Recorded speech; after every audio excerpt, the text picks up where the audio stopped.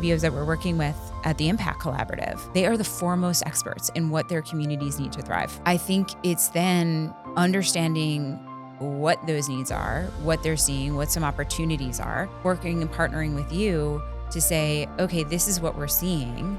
This is what we're hearing. This is the direction we want to go with the organization. How do we supercharge that? And how can we use data, AI, programming? What is some unique programming? How can we use research? But the team intuitively knows because they're seeing the change day to day. But how do we prove that so we can move the needle in terms of getting more investment or changing policy or advocating? So I think that you're exactly right with this marrying of what we're seeing on the ground, what we know communities need, connecting them to the right tools, technology, systems, data, whatever, is really powerful. And that is what spurred the Impact Collaborative.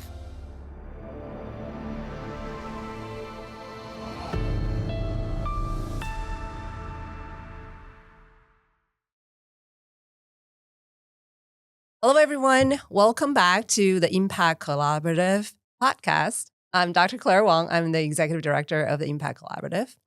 And today I'm joined by my friend, Barbara Mulvee. She is the Vice Chair of the Board of the Impact Collaborative. I'm going to start by talking about how we met. And, basically, we were both on the board of directors at the Child Center of New York. And that has been a while ago. So I've been on the board since 2021. What about you? 2018. Oh, wow. So it's been a while. Yeah. And it's been a quite wonderful ride. How did you get connected? So I got connected to the Child Center of New York board actually through the Robin Hood Foundation. So we were involved with that organization, and they reached out to my husband and I and said, we have this program. It's called a board matching program. And we look for, people who are involved in our network who might want to get more involved with other nonprofits around the city. And they asked me what causes I was interested in. What are the things that, where I was passionate about and wanted, why I was giving to Robin Hood and why I was getting involved. And I came up with children and mental health. Wow. And they gave me a list of a couple, and I met with Traci in the Forest Hills office. And I was like, wow, this woman should be running a Fortune 500 company. Isn't that right? Data-driven, focused on outcomes. And I knew that this was an organization that I wanted to be part of, and a place where, there was real opportunity for me as a board member to make an impact, but also where I knew the team was focusing on things that not only that I cared about, but they were investing the dollars that they had to really make a difference in the communities in which they served. I love that. What about you? Well, before getting on the show, we were talking about how different our career path has been, and serving on the board together really bring us together, and we become friends since then. And I learned so much from you. And I would like to think that we learn from each other as well. Yeah, I learned a lot from you. So here's the beauty. Well, my background, as probably shared in previous conversations, I was trained as a physician, and really my career is mostly in public health. So when I was connected to the Child Center of New York is through a mutual colleague. And what is so astonishing to me was that it was in the beginning of the COVID, and I just started working at a state government, state of Delaware, in the substance abuse and mental health field. So coming in as somebody who has an academic research background, and also familiar with the programming and policy environment in behavioral health, at the time, Traci and the board are looking to diversify the board membership. So, looking at the composition today, Barbara, you have a finance and investment background. We also have people who understand the legal aspects. We have somebody who understands how to grow a business, how to create a brand. And we also have people like me who understands sort of research design and how to amplify and build the evidence base. So it has been such a wonderful composition of people. And like you said, Traci, somebody who's running, a nonprofit, like a Fortune 500 company, and was very open to getting new ideas and thinking about how they invest. And that is actually the core, sort of the key word for our conversation today is investment. But because we're talking about the community, we're talking about nonprofit, investment might mean very different things, right? Yeah, no, for sure. In our daily lives, we invest in each other. We invest in relationships. We invest in our, money, time, and attention. So I feel like this is a really good time to think about investment in a broader sense, about impact. So with your business background, which I don't have, I would love to start sort of with the fundamentals. Like when you're looking at investment in the business world, what makes a good investment? Yeah, so I've looked at investments from a couple of different angles. One, at a pretty large corporation, I ran the strategy team for some pretty large divisions where we were thinking about, where we can grow from both adding new businesses, adding new products, but also, how do we evaluate things like tech projects Yeah. and opportunities, that would either drive efficiencies or whatnot. And I think the biggest thing that we always looked at there was, what's it going to do to the top line in terms of revenue? What's it going to do to the bottom line in terms of profitability?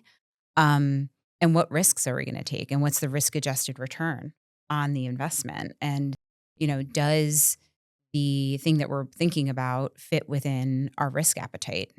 Does it, is it properly controlled, and does it fit within the regulatory landscape and all of that? So that's one from thinking about it from a financial institution perspective. The other side is I've really enjoyed partnering with my husband and focusing on angel investments and investing in early stage companies and really early stage founders. And, when I think about that, I really think about, I look at the underlying strong fundamentals, make sure the business has, or the idea has really strong fundamentals. So it has a sound business model, there's a market, there's client interest. People like to call it product market fit. Yeah, it's like that alignment. That alignment. Yeah. And to be honest, like one of the biggest things, especially when you're looking at a really early stage company, is looking at the management team and looking at the team and Investing in the people. people. And Right. just kind of, as I was saying with the, when I was evaluating my potential role within the Child Center board, I was really looking at Traci, and, I saw in her a really strong leader who's driving a lot of things and a lot of really interesting ideas forward. That's kind of what you're looking for too in a founder of an early stage company. Of course, you're looking again for risk adjusted returns. So you want to make sure that the returns justify the level of risk that you're taking in terms of investing in an early stage company. I think obviously exit potential. Yeah. What does the company do? Who could potentially acquire it? This be a good candidate for an IPO down the line, et cetera. And there's other things like making sure it's, fits within our portfolio, diversification, all of that. But, I think that it's funny because when we were talking about this, it's probably a little bit different than how you think about, from your angle, how you make investments and from your experience in Delaware. Yeah, in public health, how you think about it. But I I'd be could see a curious to see lot. what's different and what's very much the same. 100%. And this is so interesting. I also feel like I'm getting a business school degree, God. at least starting to collect some credit from here. So thank you, Barbara. But I also did see a lot of parallels in terms of that. Of course, in terms of in public health, when we think about what we call the risk posture, Right. as sort of sometimes you do want to make sure there are sure things like low-hanging fruit, no-brainer type of activities where you invest in, say, public investments in costs. Like, you wanted to invest in screening for cancer at an early stage. Therefore, you avoid downstream sort of a more later stage cancer when it's diagnosed. We wanted to invest in, managing your blood pressure, your cholesterol in order to prevent more catastrophic events later down the road. So in my own research in this field, thinking about economic valuation of these health technologies or health interventions. A very common word, which I do believe most of the time is true, is an ounce of prevention is worth more than a pound of cure. And that is so interesting. Unfortunately, a lot of the times that in the sort of the health care sector, we focus so much on the cure because it feels very heroic, and Yeah. there's a lot of investment in treatment and the cure when a sickness happens. So that sickness model is very prevalent. On the other hand, prevention is focusing on the zero event, which means things do not happen. So I wanted to unpack that a little bit. And especially coming from your perspective of thinking about return on investment as the almost risk-adjusted, discounted to present value is what we usually call it. Okay, like the future earnings, you're right? definitely in Like business school right now. We have the same language in public health as well. And for me, thinking about investment in, say, prevention or screening activities, we're also talking about, well, you do have to invest in a lot of people doing, healthy lifestyles or investing in community cohesion, with the expectation of good things down the road. But that may not be something with a dollar sign. So let's unpack that a little bit, like how ROI means. But it's actually pretty funny you're saying all of this because I was warming the bench for you. Well, You before are? you stepped in to your executive That is very director true. role, I started to adopt it. I was Claire's bench warmer. It was fine. So I had the privilege and honor of being the interim CEO of the Impact Collaborative. And one of the things that I was doing as we were talking about the story of the Child Center and why the Child Center was so successful and, the business model and the operating model of the Child Center and what makes it unique, I started doing a lot of what I called BAM math.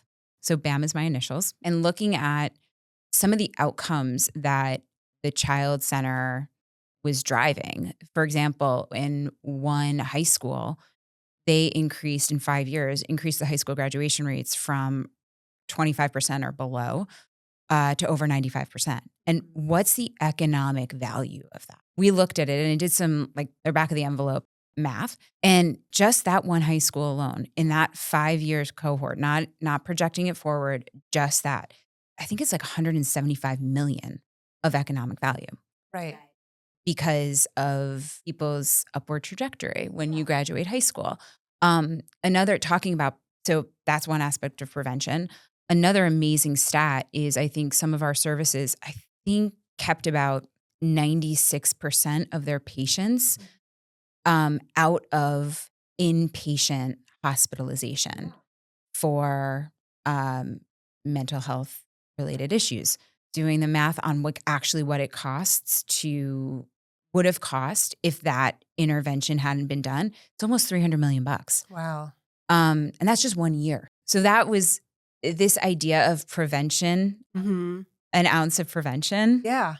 It's real. It makes sense. And it makes a lot of sense. And that's how we start to think about and talk about what the work that the Child Center and all of the community-based organizations that we're working with in some of the most underserved communities in New York, in LA, around the world, in the US, why solidifying their business model and creating very sustainable operations so communities can continue to rely on them. Yes. Because they're doing the work that is strengthening communities. We're seeing the benefit of it. But you can't actually see the benefit because it's not the same way as, the accounting system could Yeah. see the account as receivables that kind of way. But it's something that we feel as individuals, as someone who, work, breathe, play every day, right? So what does it mean? I once heard somebody say, what does it mean by healthy? No one cares about being healthy, really, but everyone cares about having a good life. Mhm. And what does that mean? I think that is so profound as we're as someone who works in the health field, to say it's not just the absence of uh, disease or incarceration or so on and so forth. It's about how do we empower the community so that people can have the best life they can. Mm-hmm. Because what that means, in addition to costing less in healthcare cost, in addition to costing less for, say, prisons, emergency rooms, homeless shelter, and so all these things, is that you have people who could inspire other people, raise great kids, having great friends, and build the connections that we feel this is what good life is about. And so for me, not only the Child Center, it's one organization that we both know a lot about. But through working with the state, working in my academic field, I have met a lot of wonderful individuals in the nonprofit, CBO sectors, great minds, and their passion for fostering individuals so they can have the best life they can Mm. and have fair opportunities to pursue whatever they wanted to pursue. It's not just one answer, and foster a climate that everyone feels seen, feel appreciated. I think these are the societal benefits. It really asks the question of what kind of community and what kind of society we want to be, spending our time in. So that might be what we call the intangibles. It's not as tangible as a return on investment in the monetary sense, but they're just as important, and if the only important thing. Don't we do all these things because we want to have a good life and we want to see our loved ones have a good life? So sorry, going for off a tangent there. But that's also what Barbara, you and I have been talking about, this idea of return on contribution and return on impact. These are the terms that are not particularly common in like business school textbooks or our textbooks, but it's such an interesting idea. Well, I think, one of the things that I'd love to know a little bit more about, because one of the places where we started to partner Yeah. together was I was chairing the strategic planning committee and you were chairing the research and innovation. and innovation group at the Child Center. Yeah. And I don't remember like who asked who out for a coffee. But I was like, strategy and innovation is very connected. We need to get together and figure out how these two groups are going to work together. Yeah. So, there's a lot of ideas put forth in the Child Center, and you spearheaded the development of a couple of really cool and interesting projects. Like, Cash and Community Works is one of the ones that comes to mind. Actually, the Impact Collaborative is another one that spurred that was incubated. So, you did some evaluation and you worked with the leadership team and evaluated all of these ideas. How did you kind of think about from a lens of, call it return on impact, return on contribution, what we should be going after with, the limited resources that we had at the Child Center? And how did you think about that? Well, the way I think about that is, first of all, thinking back, I still think that was such a pivotal and important decision, that we realized that strategy could not be strategy in silos. Mm. A good strategy for the organization as we are trying to steer this already quite established organization, thinking about where we'd go next and how do we invest our capital, our resources, both monetary and non-monetary going forward. Yeah. Number one, you cannot do this in the absence of data and what we already learned about the path we travel. So that is the first one, that very obvious, right? We need to look at the data that is taking place in the, sort of the research and innovation subcommittee.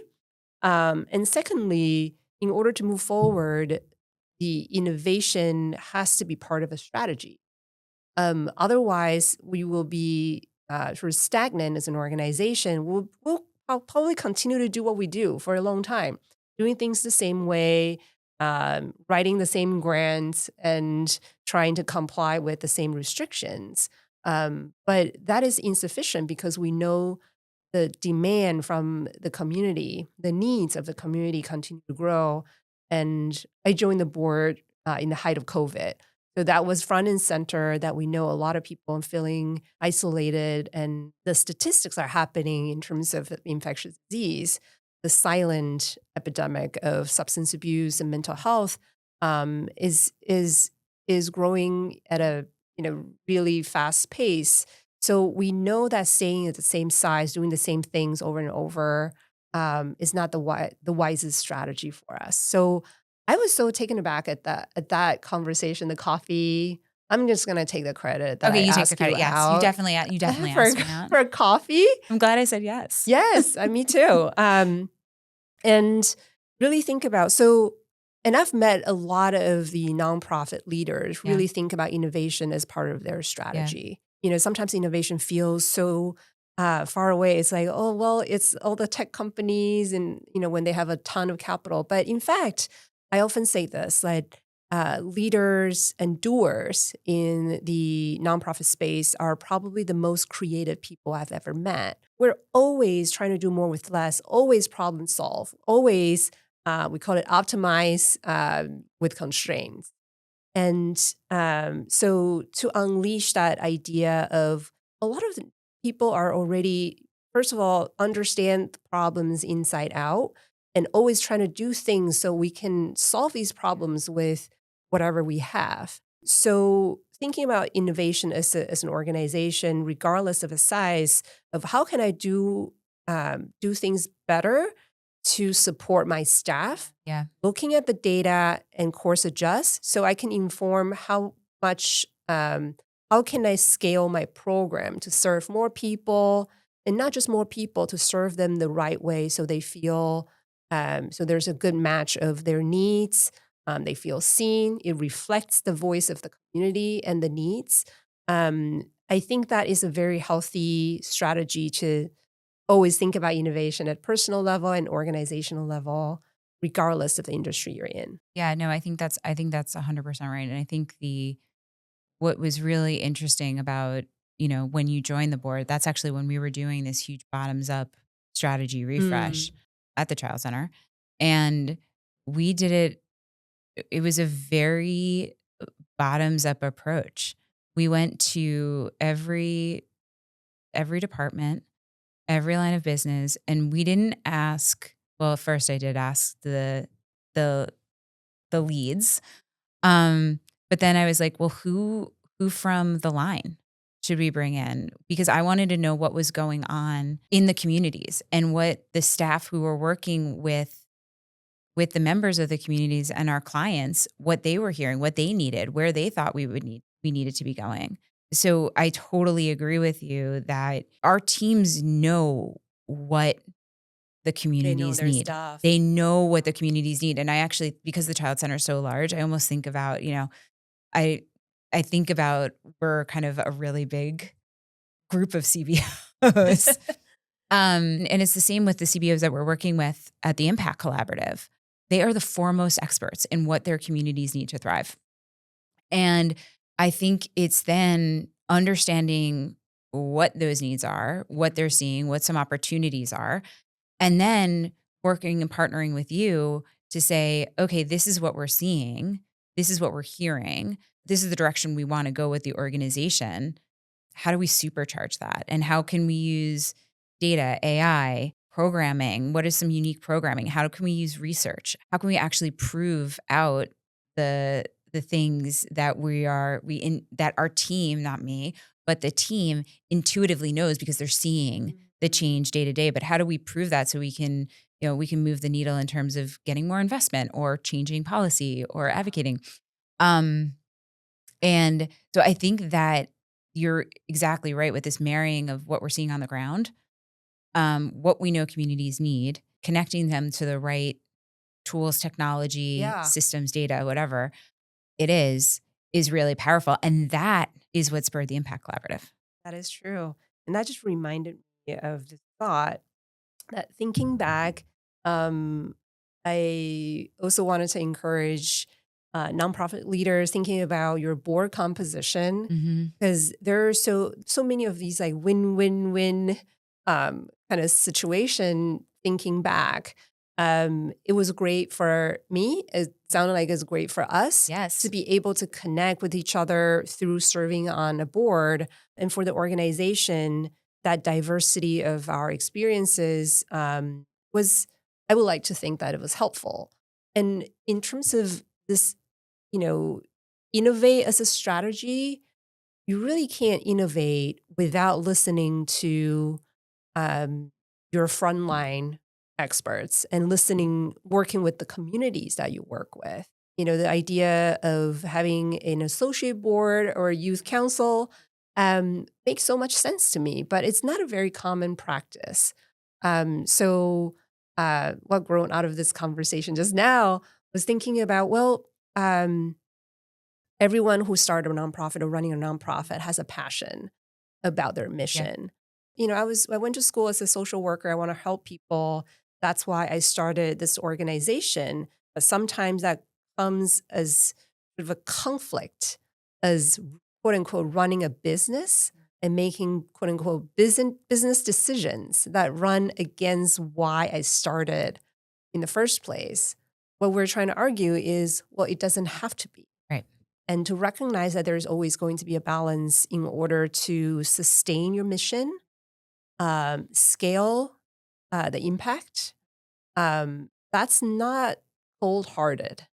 And it is actually a very forward-thinking way of thinking about serving your community, is to make sure you continue to innovate, you continue to adopt business solutions, regardless whether that's a technology adoption or learning about the business principles, how you approach thinking about investment, return on investment, technology adoption, thinking about modernizing your board composition, for example, to be more forward thinking. I just find that idea very interesting and will love to hear from the audience and the members, the member organizations who engage with the collaborative to share that. But on that point, I also think it's finding the right partners, right? Mm. What in all the things you were saying, but one of the things that I was thinking about is, yes, it is important to innovate. It is important to work with tech companies and service providers, but those service providers have to be willing and open to thinking about what a nonprofit needs and what a nonprofit, how a nonprofit works and how a community-based organization works, and be willing to kind of adopt their tools and technology to meet the needs of the nonprofits as well. So I think some of the organizations, and I think you're talking with other people about this too, but I think some of the organizations that we're working with in the Impact Collaborative, those are the partners that have been willing to work with us. They have leading edge technology solutions.